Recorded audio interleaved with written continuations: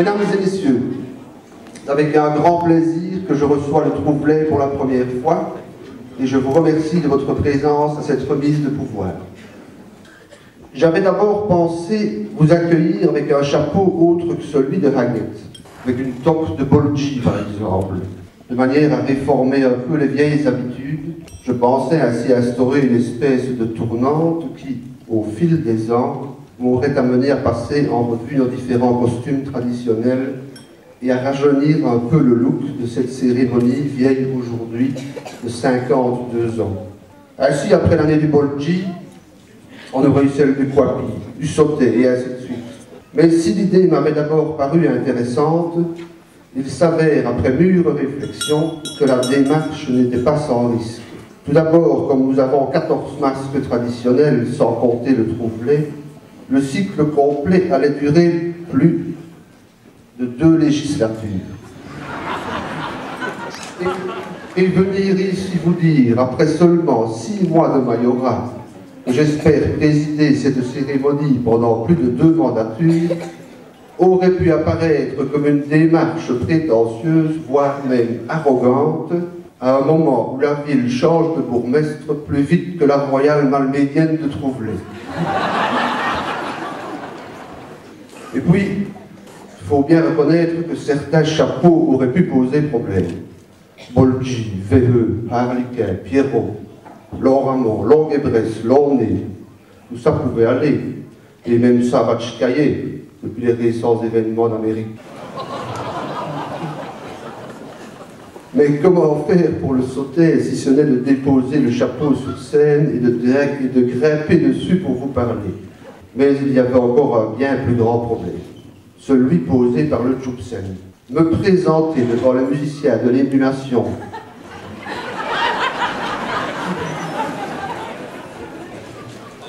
le président du comité des fêtes, les échevins et les élus de notre ville sœur sous la coiffe de celui que certains folkloristes avertis considèrent comme pouvant être à l'origine de leur blanc moussi, aurait risqué de produire un incident diplomatique majeur. Car nous connaissons tous la grande susceptibilité des Stavelotins et la jalousie dont ils entourent leur unique et plus beau masque traditionnel.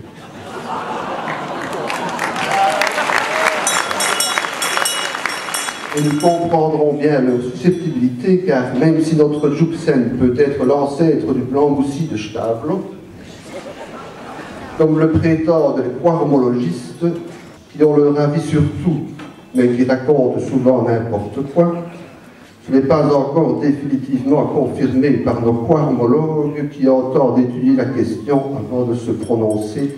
Et il faut bien reconnaître qu'après s'être senti tellement à l'étroit chez nous, littéralement étouffé qu'il est par un folklore carnavalesque d'une grande richesse, qu'après avoir migré par-delà la Renouspine et être arrivé à quelques kilomètres d'ici, dans une terre folkloriquement vierge, qui, la nature ayant horreur du vide, était le biotope idéal pour une multiplication intense, voire une véritable explosion. Qu'après avoir tellement bien pris racine dans notre ville sœur, jusqu'à en devenir l'emblème qui trône sur le rond-point côté Malmedy, après avoir su créer autour de lui un environnement folklorique, original et imaginatif, le blanc moussi est devenu une formidable attraction carnavalesque, au point que l'UNESCO a voulu le reconnaître, ce qui fait notre fierté autant que celle des Stavelotins eux-mêmes.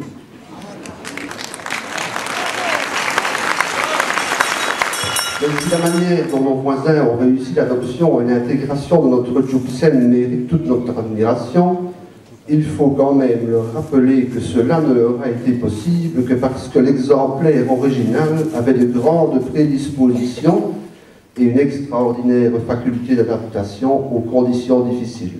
Ainsi, il a suffi pour qu'il s'éclate littéralement et devienne en quelques décennies un des plus beaux, remarquables phénomènes folkloriques de Wallonie, de lui délier les mains que nous lui avions attachées.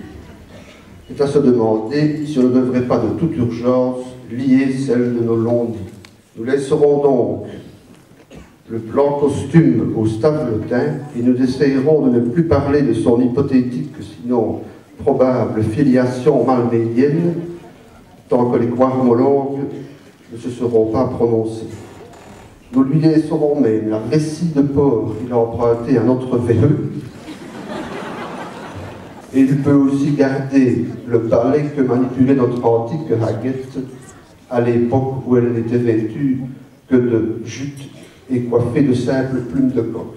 Le hareng fumé du blanc aussi? Non, non, c'est le hareng mariné qui vient de chez nous.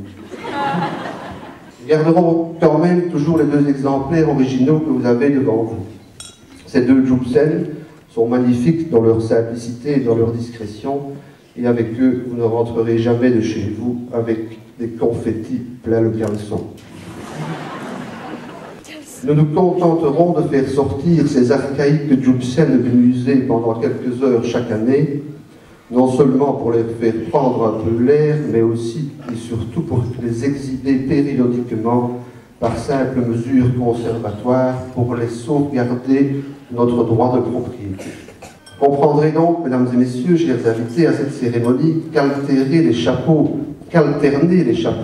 de nos masques traditionnels ne serait pas aussi simple et qu'il pourrait donc être dangereux de vouloir changer nos habitudes et nos traditions.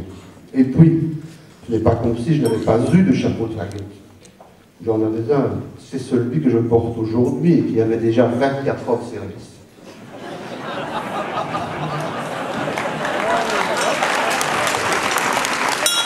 Le chapeau est déjà présenté devant vous chaque année de samedi de carnaval pendant de longues années, et il pensait bien continuer à le faire longtemps, encore lorsqu'il s'est subitement retrouvé, sans s'y attendre et sans le moindre préavis, à la retraite anticipée. C'était après la Révolution, 7 octobre 2006. Révolution qui n'aura finalement été qu'une émeute. Comment aurais-je pu expliquer à ce chapeau qu'il allait passer le reste de ses jours dans la naphtaline alors que l'occasion lui était donnée de faire une réapparition, une nouvelle respiration, de venir en quelque sorte vous faire un petit clin d'œil. Voilà. Ne pas être plus long, mais avant de remettre le pouvoir au troublet, je vous fais part de quelques brèves informations en ma possession. Je vous les livre en vrac. Il est fortis à penser que M. d'Avignon ne reprendra pas la régie communale autonome. Les prochaines Olympiades d'hiver ne se dérouleront pas à Trois-Ponts. C'est une décision de bureau. La communauté germanophone voudrait devenir une région à part entière. Le bourgmestre de Wem se réjouit. Pour pouvoir relier Eupen à Saint-Vite, nos cousins germains devront lui acheter ses pagnes de Zobro. Michel Dardenne ne viendra peut-être pas demain, mais trop tendu, pas à cause des élections régionales, mais plutôt de ses multiples liftings. Marie Arena et son collègue Dupont n'accepteraient de venir au carnaval que si la Mesnie de la Haguette s'ouvrait d'abord à la mixité. On Haguette, on Roapi, on Londi, on Saint-Vache, on Sauté, on VE, tout à fait est bon pour faire arrêter les gènes. Et enfin, notre ami Jean-Marie Appart devient responsable des relations publiques au circuit, à la connaissance des normes tout de même.